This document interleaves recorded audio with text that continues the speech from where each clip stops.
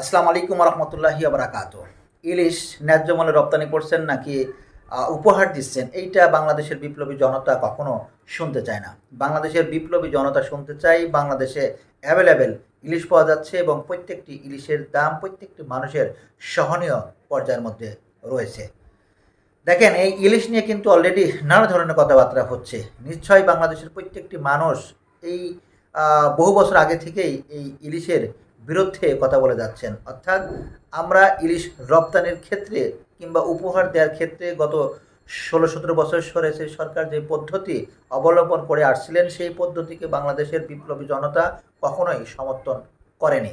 সুতরাং নতুনভাবে আবার এইটা হোক, এইটা বাংলাদেশের বিপ্লবী জনতা কখনোই সমর্থন করে না। দেখেন, এই আপনার ইলিশ রপ্তানি নিয়ে কিন্তু নানা ধরনের ব্যক্তি নানা ধরনের কথা বলছেন। আপনারা নিশ্চয়ই দেখেছেন স্বৈরাচার সরকারের দোসররা, তাদের আপনার নেতাকর্মীরা তারা এক ধরনের কথা বলছেন, বিপ্লবী সরকারের সমর্থনকারীরা এক ধরনের কথা বলছেন, এবং যারা এই গণ অভ্যুত্থানের সাথে জড়িত ছিলেন, যারা এই গণ অভ্যুত্থানকে সমর্থন করেছেন, তারা এক ধরনের কথা বলছেন। অর্থাৎ চতুর্মুখ থেকে নানা ধরনের কথা হচ্ছে এই ইলিশ রপ্তানি নিয়ে। এটার কারণটা অবশ্যই আপনারা জানেন। অবশ্যই আপনারা জানেন যে ইলিশ রপ্তানির আগে, বেশ কয়েকদিন আগে আমাদের এই উপদেষ্টাদের থেকে কি ধরনের কথা আমরা শুনেছিলাম। অর্থাৎ তারা একটা ইলিশও তারা রপ্তানি করবে না বাংলাদেশের চাহিদা এবং দাম সহনীয় পর্যায়ের মধ্যে না রেখে। কিন্তু এটার এখন পুরোটাই উল্টোটা হয়ে গেছে। সুতরাং এইটাকে আমরা কোনোভাবেই সমর্থন করি না। আমরা অবশ্যই সমর্থন করব যদি এই বাংলাদেশের মানুষের মধ্যে ইলিশের প্রাপ্যতা অ্যাভেলেবেল রেখে এবং দাম সহনীয় পর্যায়ের মধ্যে রেখে বাড়তি ইলিশ যদি রপ্তানি করতে চাই, সেটাকে আমরা অবশ্যই সমর্থন করব, কারণ এটা আমাদের দরকার হবে। অন্যদিকে দেখেন, আমাদের যে অর্থ এবং বাণিজ্য উপদেষ্টা রয়েছেন জনাব সালেউদ্দিন আহমেদ, তিনি এই ইলিশ রপ্তানি নিয়ে দুই জায়গায় দুই ধরনের কথা বলেছেন। যার প্রথমটি হচ্ছে, তিনি বলেছেন যে বৃহত্তর স্বার্থে তিনি এই ইলিশ রপ্তানি করছেন। আমি অবশ্য জানি না যে বৃহত্তর স্বার্থ বলতে তিনি কি বুঝিয়েছেন, এখানে কোন স্বার্থের কারণে, ইন্ডিয়ার সাথে কোন স্বার্থ আসলে রয়েছে যেই স্বার্থের কারণে আমাদেরকে ইলিশ রপ্তানি করতে হচ্ছে।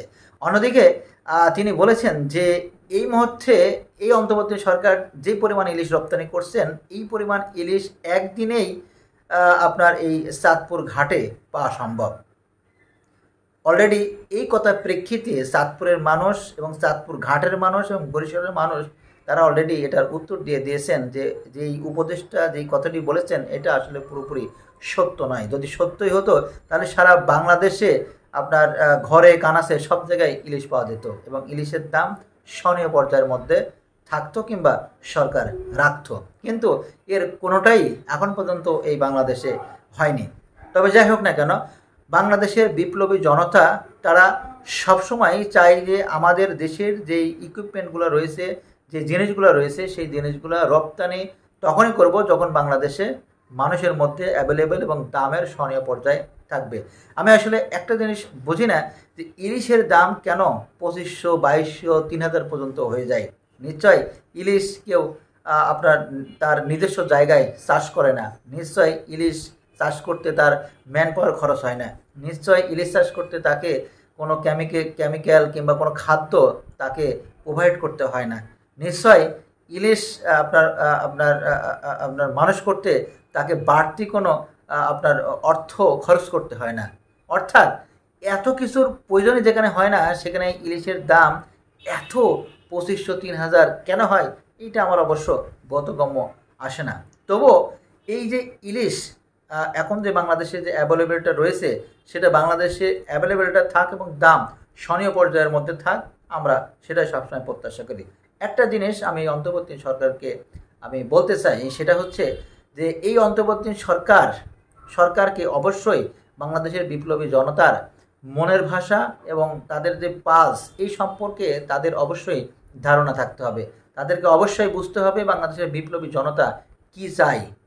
সত্যিকার অর্থেই কি বাংলাদেশের বিপ্লবী জনতা কি আপনার ইলিশ রপ্তানির পক্ষে নাকি এটার বিপক্ষে?